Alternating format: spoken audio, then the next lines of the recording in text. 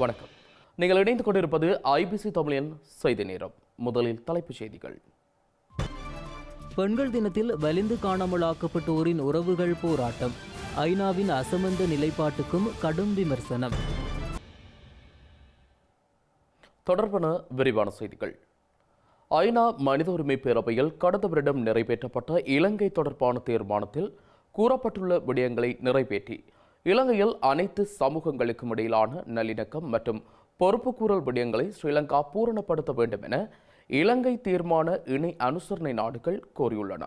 பொறுப்புக்கூறலை மேம்படுத்துவது உட்பட நிலைமாறு கால நீதியின் முக்கியத்துவம் தொடர்ந்தும் ஸ்ரீலங்காவிற்கு வலியுறுத்தப்படும் எனவும் இணை அனுசரணை நாடுகளின் சார்பாக பிரித்தானியா வலியுறுத்தியுள்ளது. அமெரிக்கா, கனடா, பிரித்தானியா, மலாவி, மொண்டனீக்ரோ, வட மெசிடோனியா ஆகிய நாடுகள் இலங்கை தீர்மானத்தின் இணை அனுசரணை நாடுகளாக இருப்பது குறிப்பிடத்தக்கது. கனடா, மலாவி, மொண்டினீக்ரோ, வடக்கு மசிடோனியா, பிரித்தானியா மற்றும் அமெரிக்காவை உள்ளடக்கிய இலங்கை இணை அனுசரணை நாடுகள் குழு ஐக்கிய நாடுகள் சபையில் இலங்கை குறித்த தமது நிலைப்பாட்டை அறிக்கையிட்டுள்ளன. ஐக்கிய நாடுகளுக்கான பிரித்தானியாவின் நிரந்தர பிரதிநிதி சைமன் மீன்லி இந்த அறிக்கையை சமர்ப்பித்துள்ளார். அனைத்து மத மற்றும் இனக்குழுக்களைச் சேர்ந்தவர்கள் உட்பட மனித உரிமைகளை பாதுகாப்பது தொடர்பான ஸ்ரீலங்காவின் உறுதிமொழிகளை வரவேற்பதாக குறித்த அறிக்கையில் தெரிவிக்கப்பட்டுள்ளது.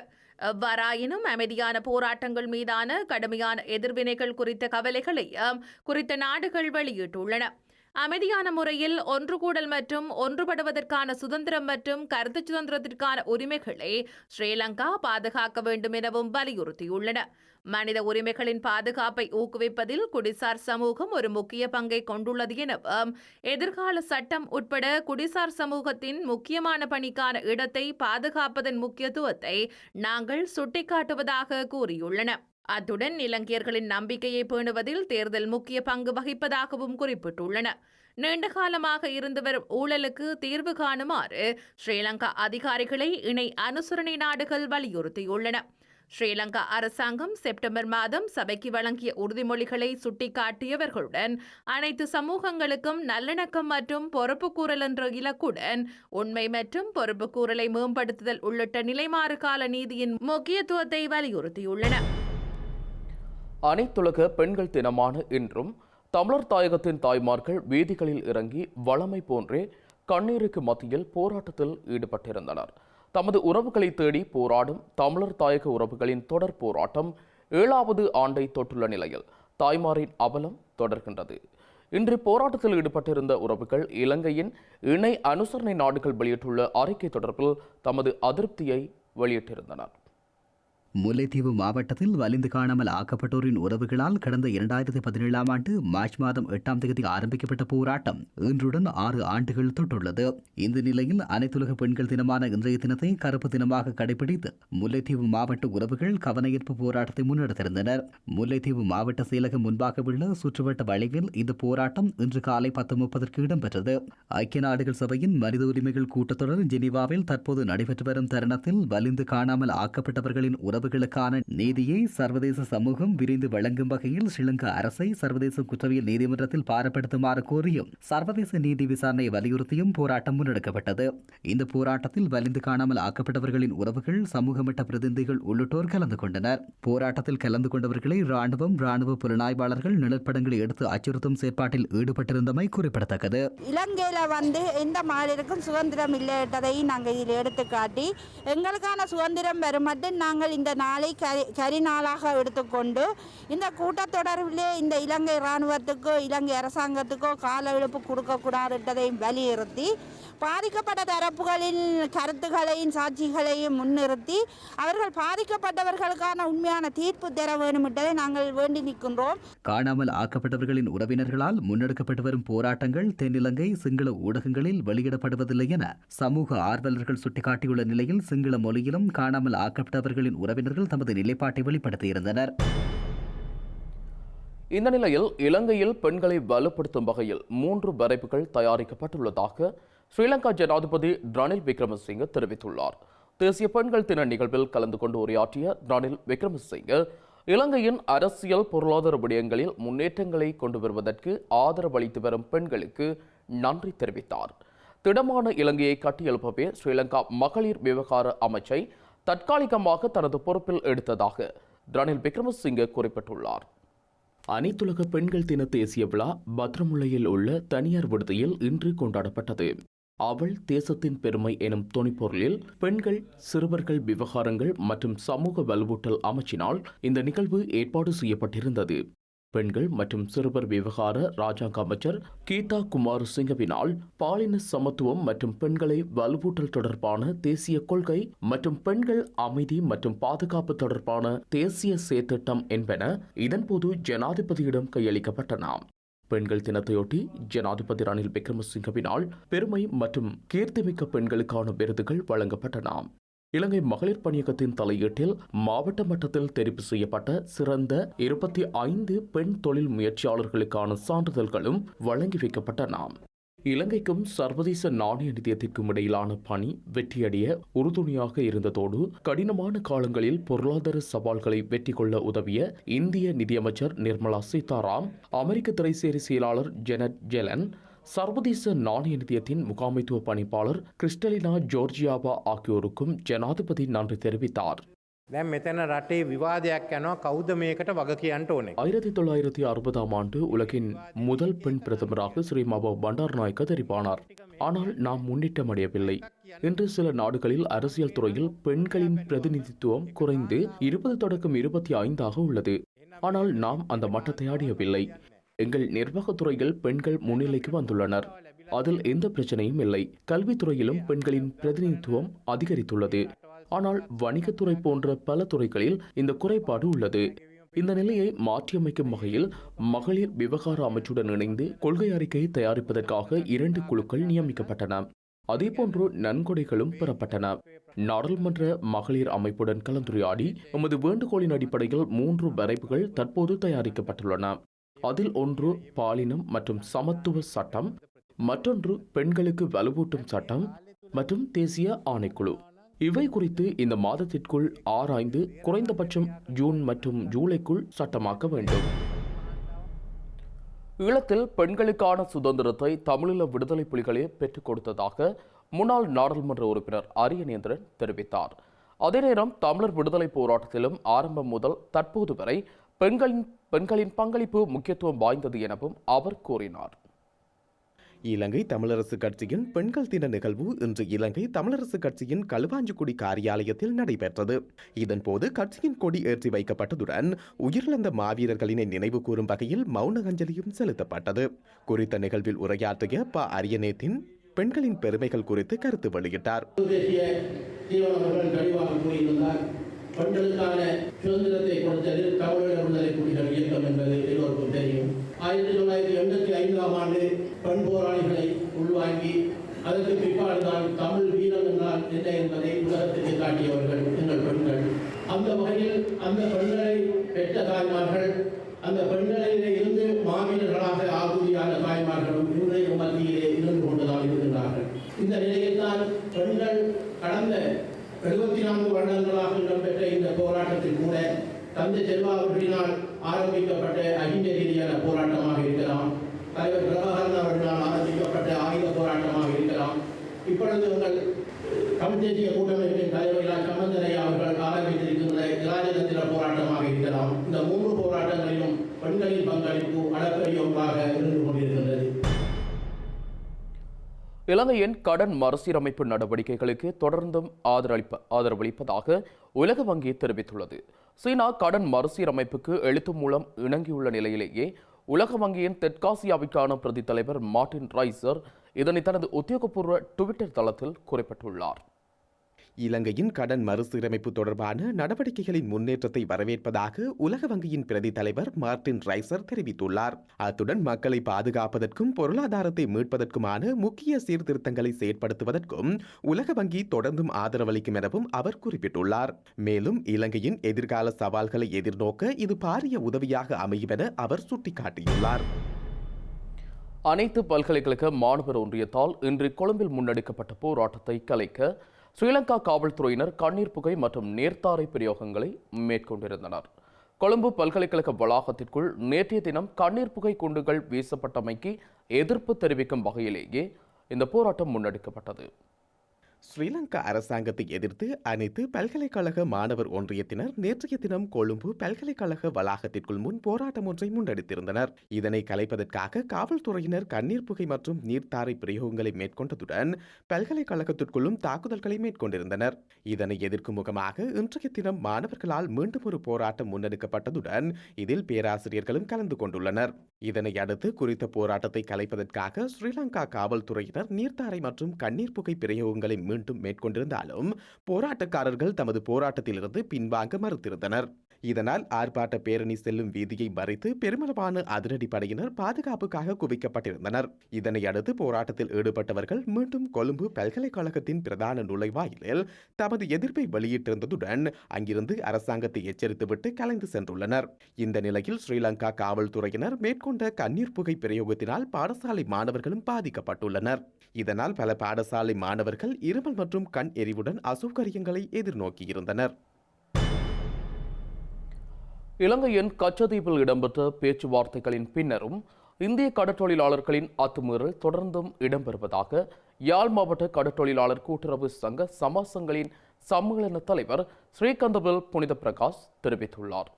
இந்திய இலங்கை கடற்றொழிலாளர்களிடையே அமைச்சர் டக்ளஸ் தேவானந்தா தலைமையில் கலந்துரையாடல் இடம்பெற்றதாக தெரிவிக்கப்பட்ட போதிலும் குறித்த பேச்சுக்கள் ஒருதலைப்பட்சமானது என குற்றம் சாட்டப்பட்டுள்ள நிலையில் அவர் இதனை குறிப்பிட்டுள்ளார்.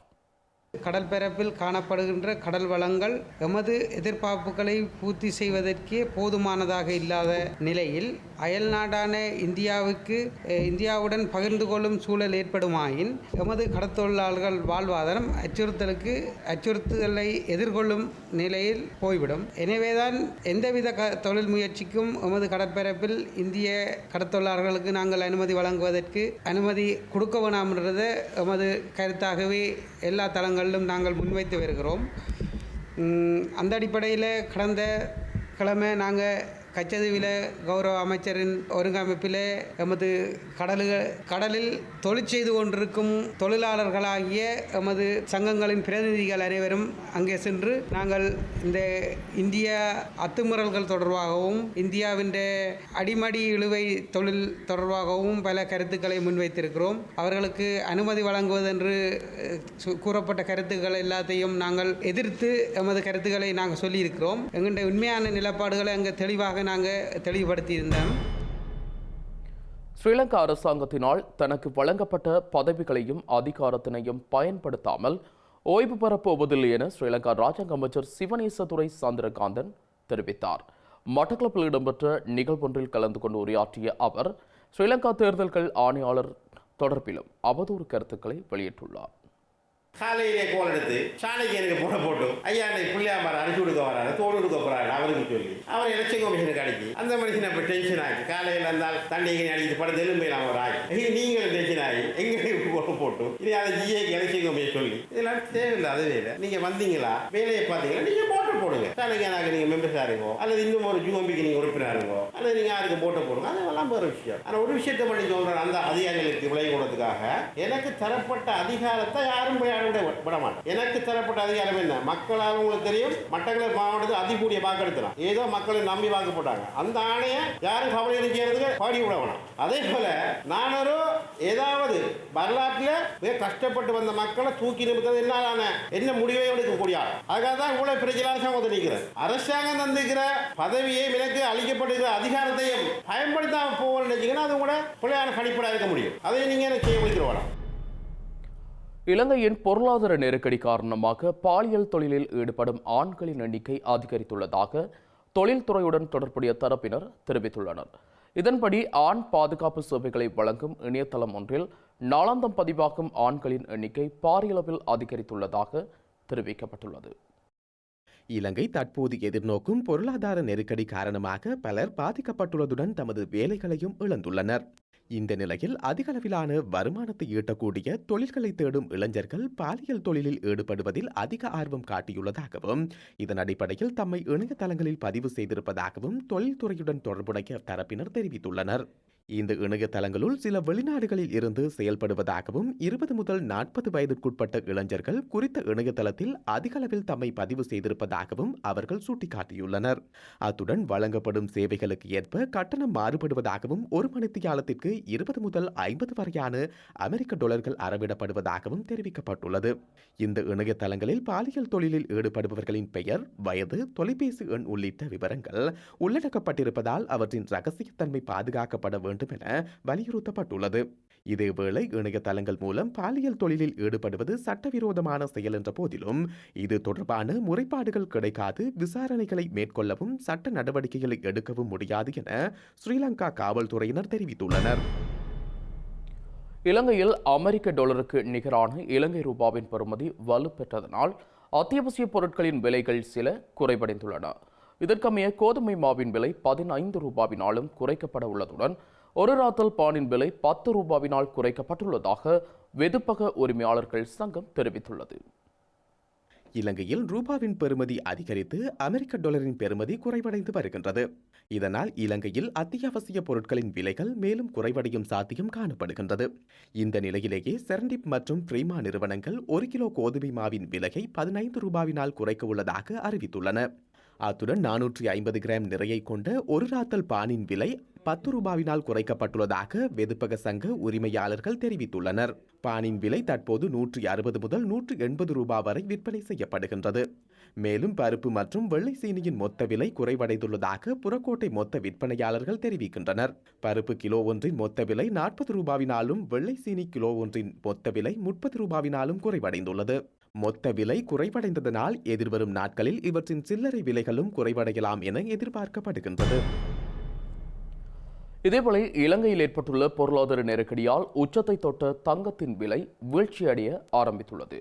இதற்கமைய இன்றைய தினம் 22 கேரட் தங்கத்தின் விலை 1,53,000 ரூபாவாக குறைவடைந்துள்ளது. இலங்கையின் பொருளாதார நெருக்கடியால் தங்கம் உட்பட அனைத்து பொருட்களும் நாளுக்கு நாள் அதிகரிப்பை எதிர்நோக்கி வந்தன. இந்த நிலையில் 24 கேரட் தங்கத்தின் விலை கடந்த ஆண்டு 2 லட்சம் ரூபாவிற்கும் அதிகமாக விற்பனை செய்யப்பட்ட நிலையில் தற்போது அதன் விலை வீழ்ச்சியடைந்து வருகின்றது. இன்றைய தினம் ஒரு பவுன் தங்கத்தின் விலை 1,53,000 ரூபாவாக பதிவாகியுள்ளது. தங்கத்தின் விலை நேற்றைய தினத்துடன் ஒப்பிடும் போது இன்று 24 கேரட் தங்க பவுன் 9,250 ரூபாய் குறைந்துள்ளது. மேலும் 22 கேரட் தங்கம் 8,500 ரூபாவினால் குறைந்துள்ளது. அமெரிக்க டாலருக்கு நிகரான ரூபாயின் பெறுமதி அதிகரித்தமையே முக்கிய காரணம் என தெரிவிக்கப்படுகின்றமை குறிப்பிடத்தக்கது. சர்வதேச பெண்கள் தினத்தை முன்னிட்டு ஸ்ரீலங்கன் ஏர்லைன்ஸ் நிறுவனம் இன்று பெண் ஊழியர்களை மாத்திரம் கொண்ட விமான சேவை ஒன்றை முன்னெடுத்திருந்தது. இந்த விமான சேவை கட்டுநாயக்க விமான நிலையத்திலிருந்து திருச்சி வரை முன்னெடுக்கப்பட்டது. இன்று காலை 8:10 அளவில் ஸ்ரீலங்கன் ஏர்லைன்ஸ் விமானமான ஜுவல் 131 இந்தியாவின் திருச்சிக்கு 67 பயணிகளுடன் கட்டுநாயக்க விமான நிலையத்திலிருந்து புறப்பட்டு சென்றுள்ளது. குறித்த பெண் விமானிகள் மற்றும் பெண் ஊழியர்கள் இரவு 11:10 அளவில் 61 பயணிகளை ஏற்றிக்கொண்டு இந்தியாவின் திருச்சியிலிருந்து கட்டுநாயக்க விமான நிலையத்தை சென்றடைந்தனர். அனுமதி பத்திரமின்றி முல்லைத்தீவிற்கு வரும் தனியார் பேருந்து ஒன்றிற்கு எதிராக முறைப்பாடு செய்தும் நடவடிக்கை எடுக்காத முல்லைத்தீவு காவல்துறையினருக்கு எதிராக இலங்கை போக்குவரத்து சபை முல்லைத்தீவு சாலை ஊழியர்கள் எதிர்ப்பு நடவடிக்கை ஒன்றை முன்னெடுத்திருந்தனர். அம்பாறை மாவட்டத்திலிருந்து முல்லைத்தீவிற்கு வரும் குறித்த தனியார் பேருந்து உரிய அனுமதி பத்திரம் இல்லாத போதிலும் முல்லைத்தீவு காவல் நிலைய பொறுப்பதிகாரியின் சட்டவிரோத அனுமதியுடன் மாவட்டத்திற்குள் சேவையை முன்னெடுப்பதாக இலங்கை போக்குவரத்து சபை சாரதிகள் குற்றம் சாட்டுகின்றனர். இந்த நிலையில் முல்லைத்தீவு காவல்துறை நிலையம் முன்பாக பேருந்துகளை நிறுத்தி எதிர்ப்பில் ஈடுபட்டிருந்தமை குறிப்பிடத்தக்கது. மேலும் சில உள்நாட்டு செய்திகள் தொடர்கின்றன.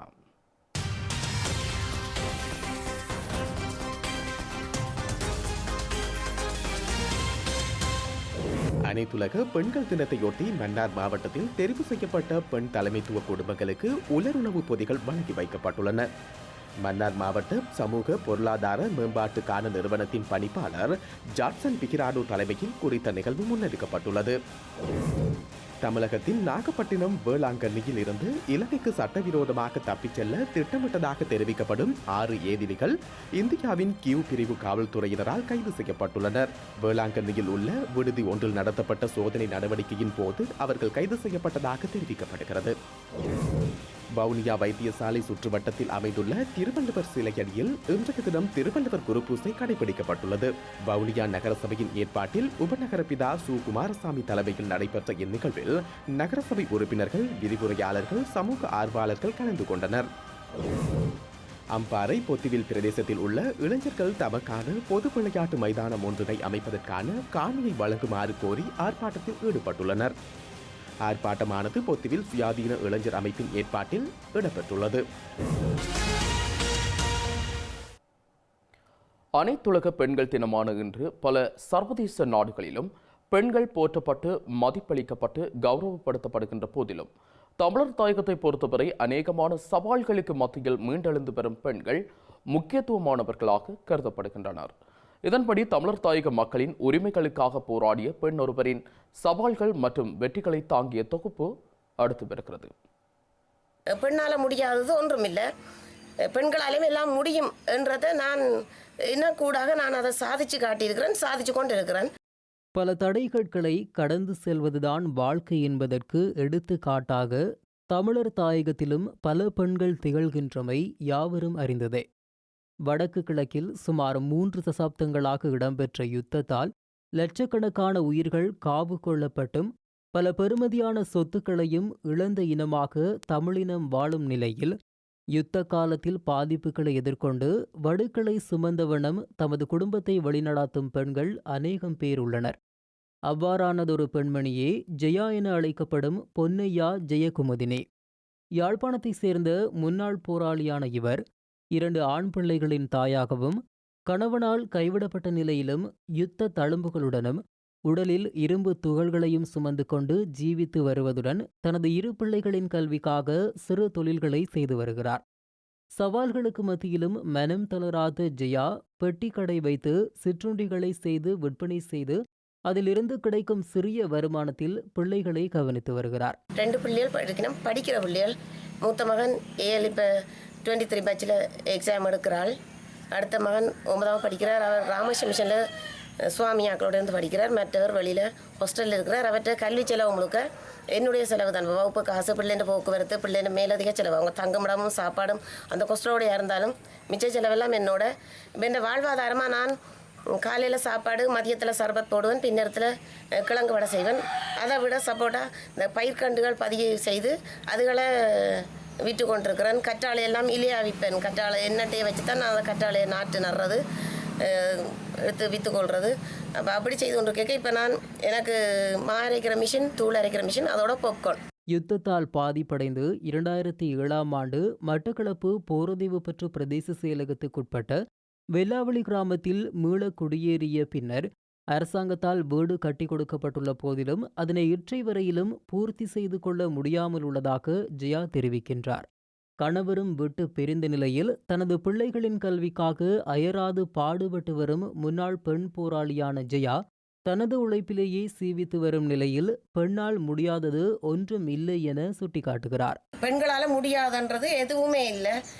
நாங்கள் முடங்கி போய் இருக்கிற, எங்களால் இயலாது, எங்களால் செய்ய முடியாது என்று சொல்லி இருக்கிறத விட எங்களாலே முடியும் என்று சொல்லி நாங்கள் சாதிச்சு காட்ட வலிக்கிட்டால் அரசாங்கமோ அரசு சார்பற்ற நிறுவனங்களோ சரி எங்களுக்கு உதவி செய்கிறதுக்கு முன் வந்து எங்களை வாழ்க்கையில் முன்னேற்றி விடுறதுக்கு அவங்களும் தயாராக இருப்பாங்க.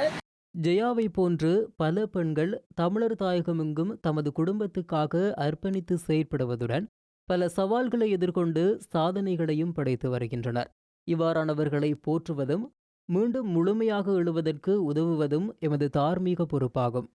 திரும்ப நான் இந்த மாவட்டத்துக்கு நான் ஏன் போகலைன்னு சொன்னால், இதே இடத்துல இருந்து நான் என்ற பிள்ளைகளை ஒரு நல்ல சிறந்த பிரஜைகளாக நாட்டில் விடணுமன்றதுதான் என்ற குறிக்கோள்.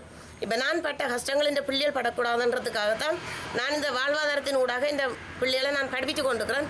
அந்த பிள்ளைகள் படித்து எதிர்காலத்தில் ஒரு நல்ல பிரஜைகளாக இருக்கணுமன்றது என்ற நோக்கம். இந்த வாழ்வாதாரம் என்று சொல்லி நான் சப்போட்டா கோழிகள், கொஞ்சம் நாட்டுக்கோழி வளர்க்குறேன். அந்த நாட்டுக்கோழி வளர்க்குறதுக்கு எனக்கு அந்த கூட்டு வசதியும் இல்லாமல் இப்போ எனக்கு அதுக்கு ஒரு சிக்கலான சூழ்நிலையில் நான் வசித்து கொண்டு இருக்கிறேன். செய்திகளின் நிறைவாக மீண்டும் தலைப்புச் செய்திகள்.